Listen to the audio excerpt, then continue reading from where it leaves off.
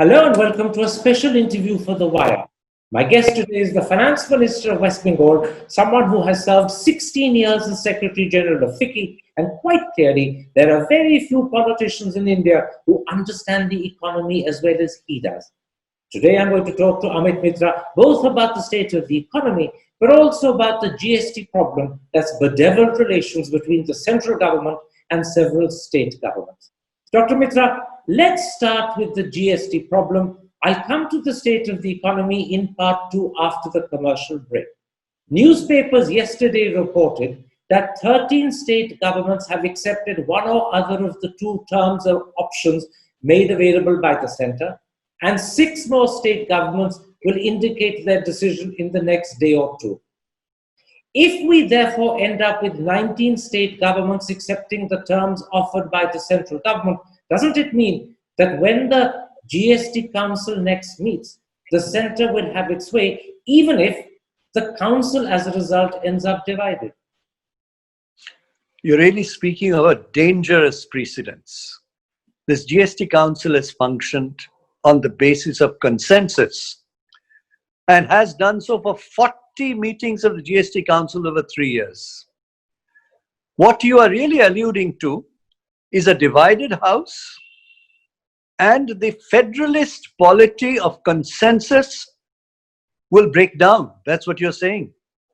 That would be a historic mistake for India and for the largest fiscal reform experiment in the world called the GST. I'll give you a quick example. There has been a time when Gujarat and Maharashtra, ruled by BJP, has supported West Bengal, Odisha, ruled by another party, CPM, ruled by Kerala. Everybody came together on one issue as an interest of the states. And Arun Jaitley ji, late Arun Jaitley, chairing the meeting, said, yes, I see a broader consensus. While we have differences, I will go by this. In other words, there have been many occasions where we have come together across political parties. Okay. And we have managed to manage the GST Council on a consensus basis. What you're alluding to is a breakdown of that fundamental process of spirit. And what in turn you're saying is there'll be distrust in place of trust, and there will be erosion of this trust. And therefore, the whole GST experiment on a consensus basis on Federalist polity will become a problem. I want you to, your listeners to understand that by dividing states, by throwing an option, etc., that you've talked about, which we can talk about later, you're in effect challenging the very foundation of the GST experiment of the world that has not taken place in any country. Is that what we all want? Let's at this point, Dr. Mitra, go through the proposal that has been made by the center to find out why you believe it is the wrong response to the problem. To begin with, the government has tried to split the GST compensation due to the states into 2 separate categories. On the one hand, there is what they call compensation because of GST implementation, and separately there is compensation from what they call an act of God. Now, the GST Compensation Act does not recognize such distinctions. And if the center is adamant about this distinction, will states like yours take the matter to court? Because clearly, this is a breach of the GST Compensation Act. I think what is important, what you're saying is that this kind of option giving, let me step back and ask myself, when the GST amendment was formulated to create the GST, I happened to be chairman of the Empowered Committee where all states came together. And I remind you that in December 2013, Arun Jaitley, still in the leader of the opposition, had said we do not want GST implementation because we do not trust the central government, the UPA government at that time. Now, on this question of options, what happened? 5 hours of discussion in the GST Council, no options discussed. All of a sudden, at the end of the meeting, two options are placed before the table and the meeting ends. In other words, you're forcing the states into two options rather than three or four options. We, for one, felt there's a third option, but nobody was there to listen. And now political muscle is being used, what I would call muscular majoritism, to get states to agree to one or two of the options. I cannot reveal to you whether we'll go to court as a strategy, but this is the act of God is in fact playing God. There was no act of God, as you correctly said. And therefore, what we will have to remember is these two options both impose huge debts on these states, many of whom are not even able to pay salary, they're not able to pay pension, and many states have cut back, including Kerala, Andhra Pradesh, Telangana, Maharashtra, have all cut back on salaries of employees. Now you offer options which will put a huge debt burden on the state, and you do some small spins here and there to violate the fundamental premise that you have raised. There was no act of God at the time when we trusted the central government to pay compensation. The second problem between your government and the central government is over the issue of who should do the borrowing. You believe the borrowing should be done by the center. The center is adamant that the borrowing has to be done by the states. Why do you think the borrowing should be done by the center? It's very simple. The states today, by the way, I've just checked, all the states have reached the FRBM limit, given the number of 6 months. In other words, the headroom, the states do not have the headroom to borrow, and states are today compelled by the COVID situation, the pandemic, and Unfan in Bengal, and so many other things, to just survive. Now, then you tell them that you go and borrow. Now, I have gathered from the media that Reserve Bank of India is saying it's much easier for the government of India to borrow. I would also say that if they have a problem, they can monetize their debt. But states cannot. States do not have the constitutional ability to monetize any debt. Can I that means clarify basically something? You began by saying that you've checked this, that all the states have reached their limit under the FRB law. All the states. Yes. So not a single state has headroom to borrow. Absolutely. In fact, Bihar, for example, I just checked, you take 6 months of the year, you're allowed to borrow 3%. So in 6 months, you will borrow 1.5% of GDP. Bihar, and even Bihar has exceeded it. Okay. Last year, every state exceeded the FRBM limit, barring just a few. So who are you asking to borrow? Let me at this point put to you a concern raised by your counterpart in Bihar, Sushil Kumar Modi. In an article that he wrote recently for the Indian Express, he says it would be inadvisable for the center to borrow such large sums as are required to compensate the states because, he said, it would push up bond yields, and that would have an adverse impact both at the center and in the states. How do you respond to that? It's very simple. The central government not only has the capacity constitutionally to borrow, it can directly borrow from the Reserve Bank, providing sovereign guarantee, and then give it to the states. Now, this is something it has done before. For example, the World Bank and IMF lends to the states.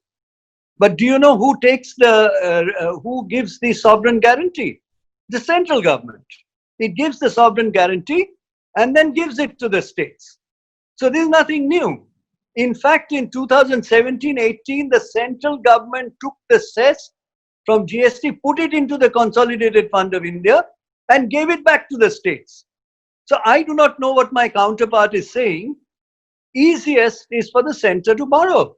In fact, let me quote something else Sushil Kumar Modi says. It's specifically to do with borrowing to compensate the states on the strength of the security of the consolidated fund.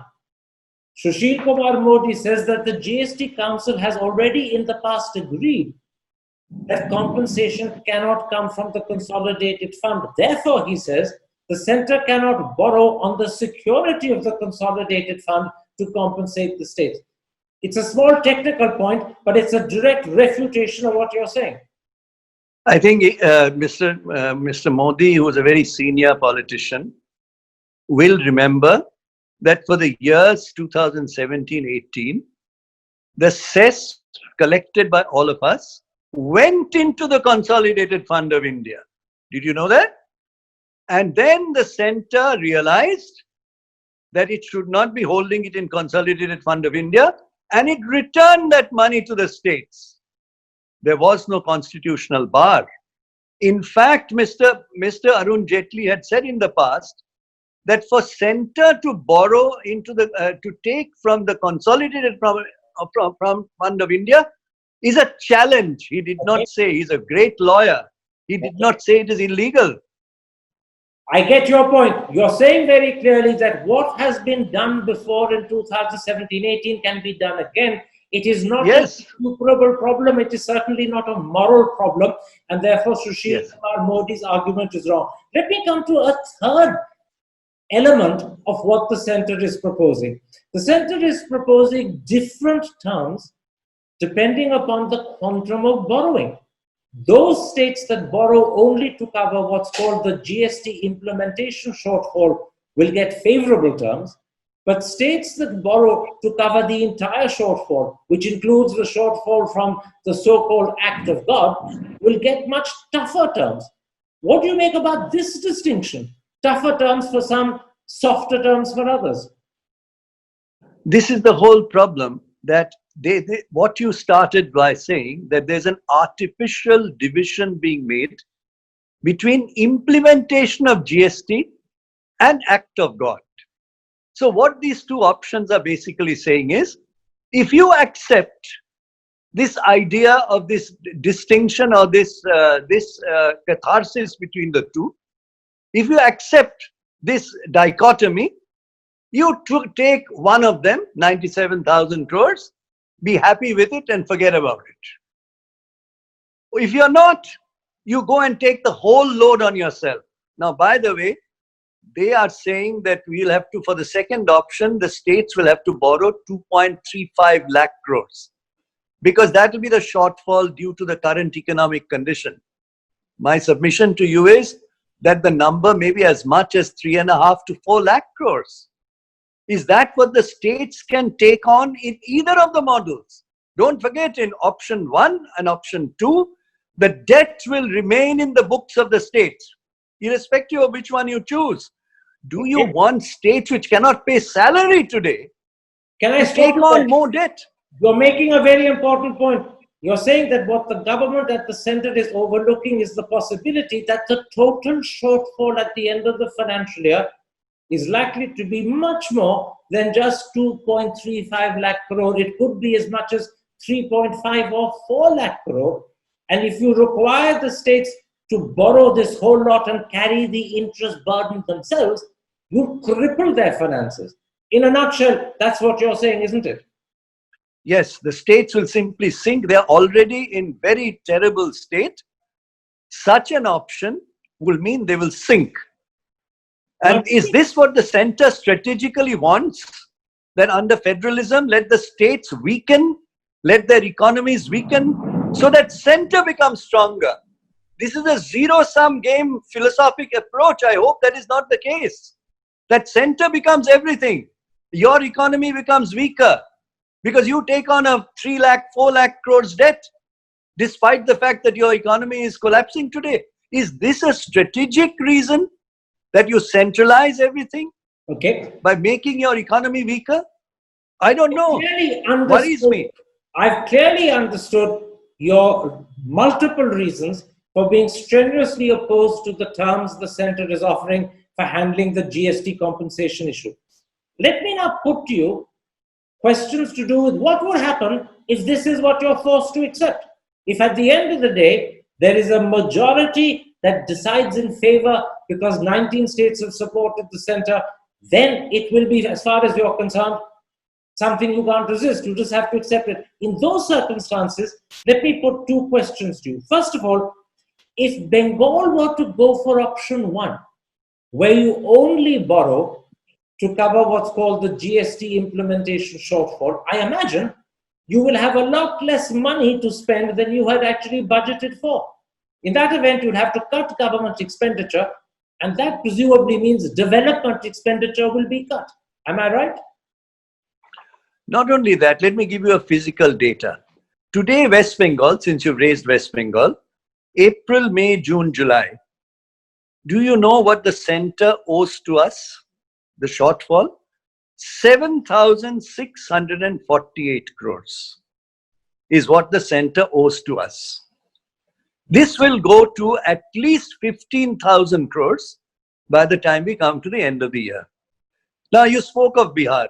I just found out that center owes Bihar already 4,000 crores. Maybe a little more, because if you take 6 months, it may even be more. So every state today is piling up unpaid compensation by the center. Therefore, my submission to you is, on top of this, you make this up by borrowing. But Then you have no headroom. Just a moment. If the sum of money that you could end up being owed by the center at the end of the financial year is as large as 15,000 crore, and it doesn't come, and you're simply forced to have to accept, say, option one, for example, will you then have to start cutting government expenditure? And will that have an adverse impact on development expenditure in Bengal? Let me define for you, for your listeners. There are three elements to government expenditure. One is the committed expenditure, which is salaries and running of the government money. Can you cut back on it? The answer is no. The second is debt servicing. Existing debt that states have, they have to pay interest on that to the RBI. They cannot escape that. So there's no headroom there. That only leaves one thing to cut for, which is the most dangerous option: cut back on all development expenditure. So states which implement all development schemes, center does not. All development schemes, you start cutting back because the center is not paying you compensation. Already 7,640 crores are built up on our books, which is to be paid by the center, and that's lost. They have to pay it to us. Dr. Mitra, let me put you a second possibility. The first was if you go for option one. The second is if you go for option two and you borrow to cover the entire shortfall, including what the center calls an act of God. In that event, you may get all the money you need, but you'll be paying a huge amount of interest to get it. And to be able to pay that interest, you'd have to once again cut down on development expenditure. Am I right? Absolutely. Absolutely. Not only that, today, West Bengal, for one, because of the legacy which has come from the previous CPM government, today we are paying close to about 50,000 crores per year of debt servicing. That means debt which are already on our books, we have to pay the interest for that.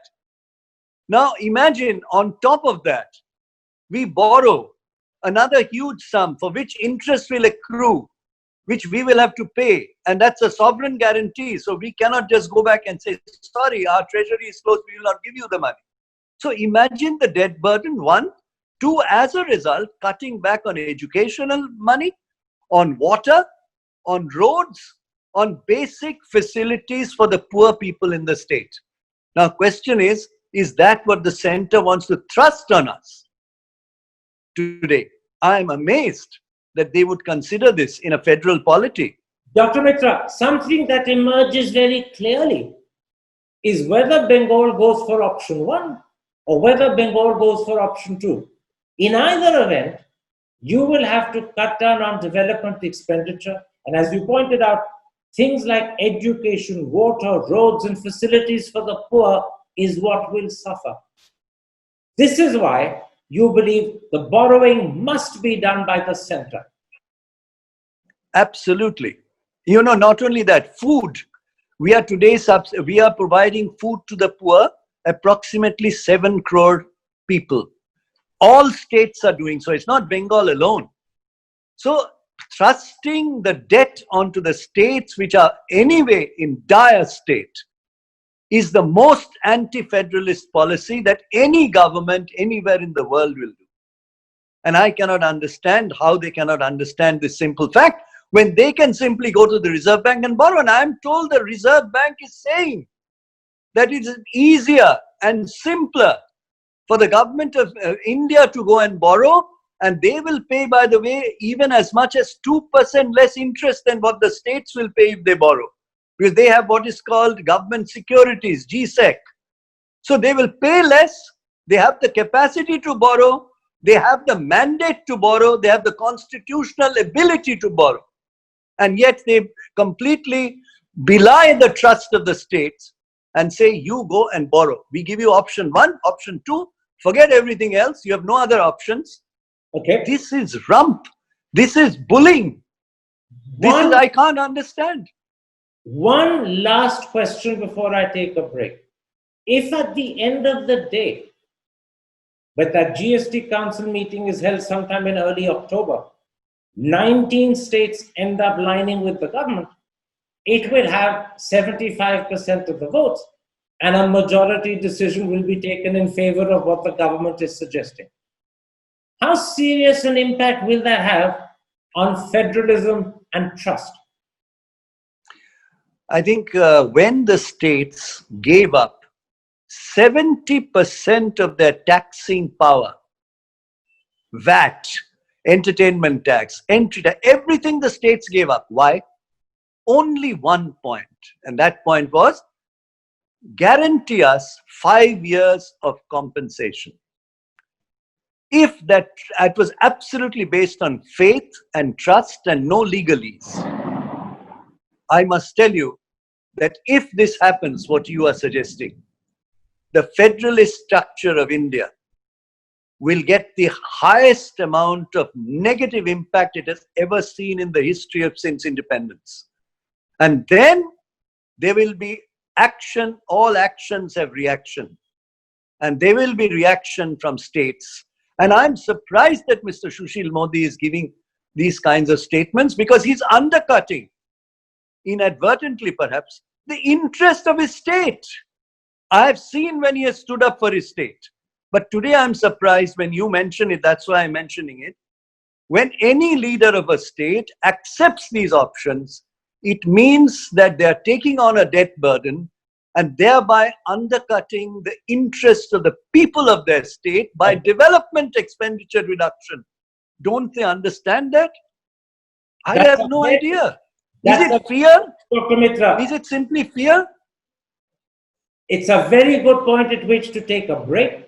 We've discussed so far in part 1 why you so passionately and strongly believe that the government's proposals for handling the GST compensation issue are completely wrong, how they are dangerous, how they would have an adverse impact on federalism, and how would they virtually destroy all development expenditure in Bengal. Let's take a break. And when I come back, in the limited time available, I want to talk to you about the state of the economy. This time I want to talk to you not as Finance Minister of Bengal alone, but as one of India's most highly regarded economists. But first, a little break.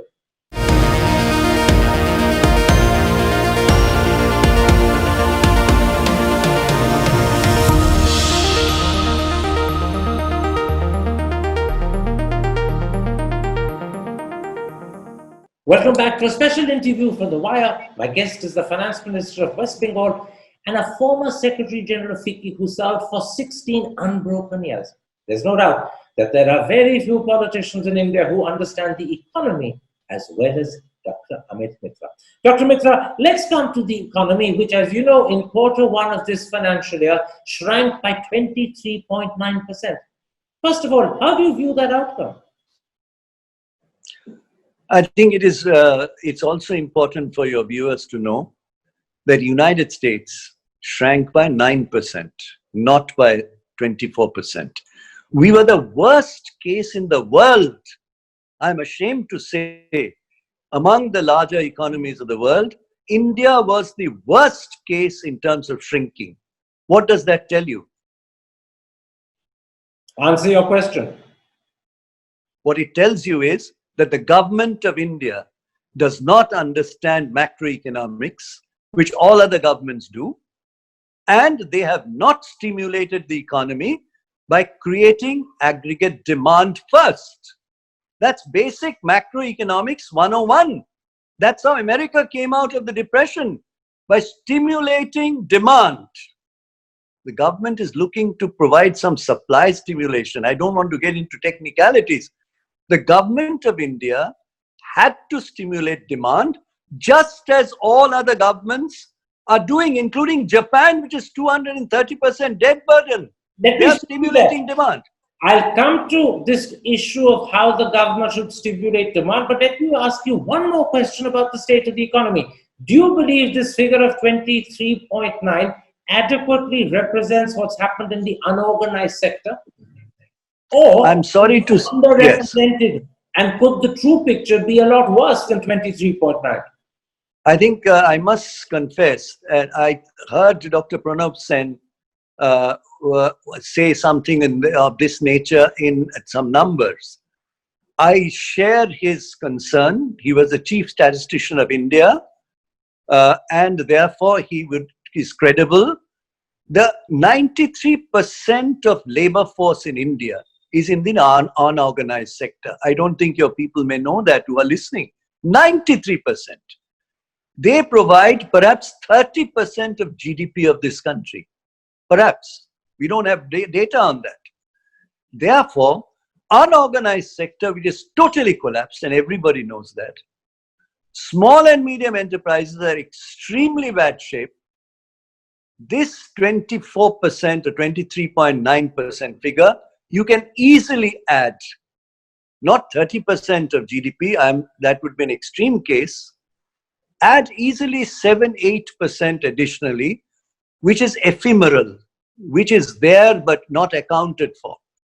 And I agree with Dr. Pranab Sen, the number we may differ on, it is not 24%, it could well be in the range of 32-33%, which would be, which is visible to you on a day-to-day basis if you step out of your house. Now, one more question before I come to the sort of stimulus we need to boost demand. How do you see the next 3 quarters of the economy, quarter 2, quarter 3, quarter 4? If this is all that happens, and so far, the government has not talked about more stimulus. If this is all that happens, how do you see quarter 2, quarter 3, quarter 4? Let me just add to the previous question, then I will go to yours. The key way of stimulating is give cash in the hands of the common people.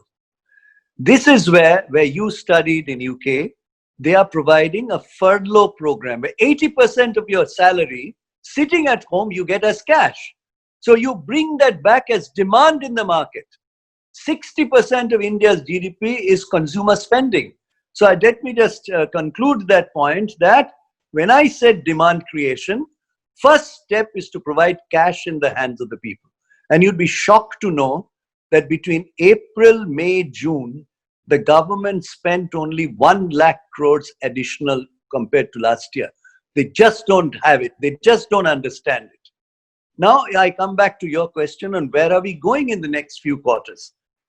Goldman Sachs says the end of this year, you will see 14.8% decline, shrinking of the GDP. Finch 10%, State Bank of India 16.5% shrinking. Our GDP will fall by 16.5%, says State Bank.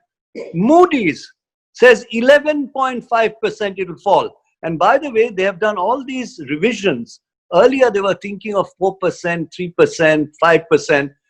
After watching what the government has failed to do in not stimulating demand, they have now come to the conclusion that the numbers will be anything above 10%.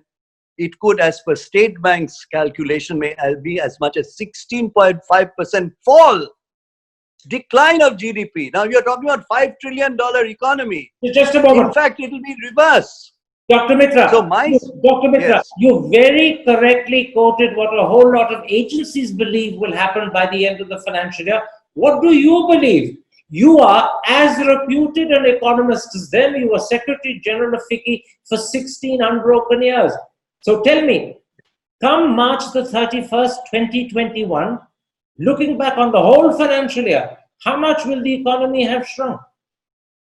it is my sense that the way that the government is going, and I qualify that with the fact that the government is not doing what it is supposed to do. And if it continues to do this, my sense is that the economy will shrink by at least 15%. Now, I am assuming that this absolutely uneducated approach to macroeconomics that is going on in India will continue, because they simply refuse to believe what economists all over the world are saying. I used to teach macroeconomics in the United States for about 10 years. This is 101. Everybody knows it. You ask any economist, they'll tell you. So my concern is, if they continue on this path where they are conserving, and by the way, they have headroom.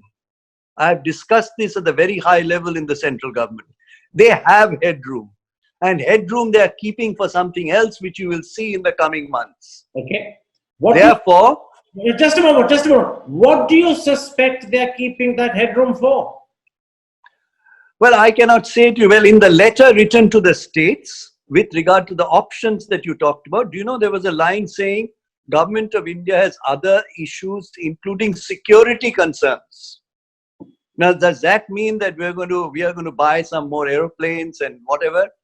Number two, is there a political strategy of big ticket giving to certain sectors of the economy for electoral purposes? After all, the Bihar election is coming up, and you see what is going on there. All of a sudden, inaugurations are happening. Bengal elections are coming up. So my concern is there are two elements that are headroom they are maybe preserving for. Security, one can understand. We all need security. But are there some plans in the central government with electoral process in view to put certain monies into certain specific pockets, which will then be useful for them in the electoral process? I don't know the answer to this.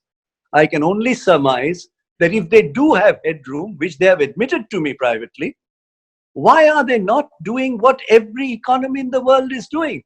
Do it now.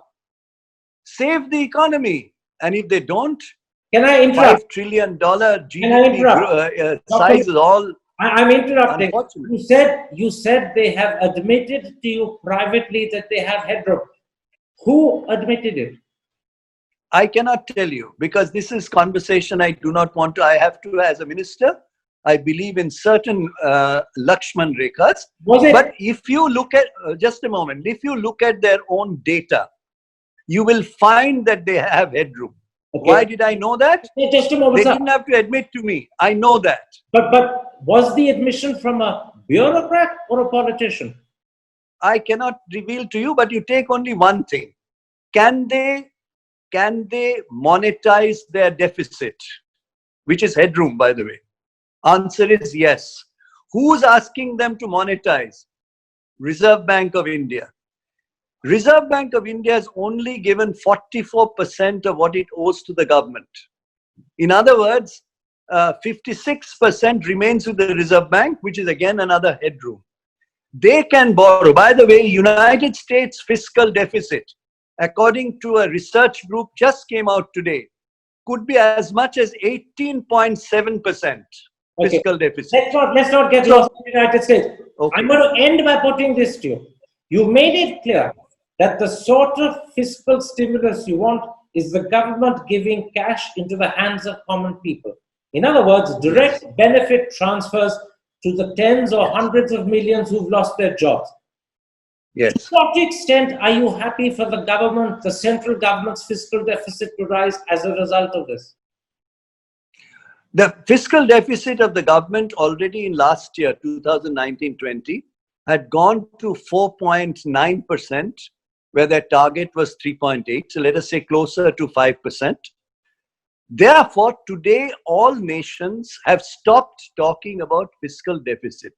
They're talking about saving the people, saving the economy by stimulation. So my sense is fiscal deficit is not an issue today. Issue is A, monetize your fiscal deficit. So you will get money in your hands, which you then give to the people to demand. And once they start demanding, only then the supply will come. Then people will be investing. Today, nobody is investing.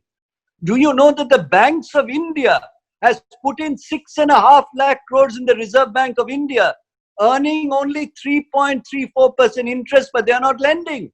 Just about Why are they not lending? One more question. Do you have any sense of the amount of money needed for this fiscal stimulus? Are we talking about Yes. 1 or 2% of GDP, 4, 5% of GDP? Can you put a sort of percentage on it? Yes, I'll give you a simple answer to that. They are talking about 20 lakh crore stimulus, right? That's what they have been saying. In that 20 lakh crore stimulus, the fiscal stimulus is only small amount. It's about 1%. All I'm saying is, based on your labor force participation in the country, do a simple calculation and you will find that between 2.5 to 3.5 lakh crores stimulation will produce for you immediate impact.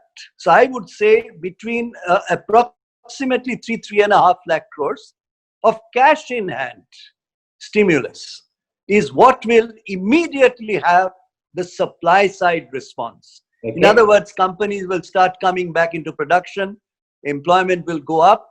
So all they need is this, but they're not willing to do it. So what you're They saying are being is that miserly today in order for something tomorrow. What you're saying is the government needs to spend something between 3 and 3.5 lakh crore, and as you said, it has to be cash in hand of the poor, so they spend it, create demand, and thus boost production. Let me add to that, the poor people. May I just add that for the poor people, the marginal propensity to consume, that means if they get 100 rupees, how much do they spend and how much do they save? They spend practically 98%. Okay, that's so if you give them that, it will come back to the market.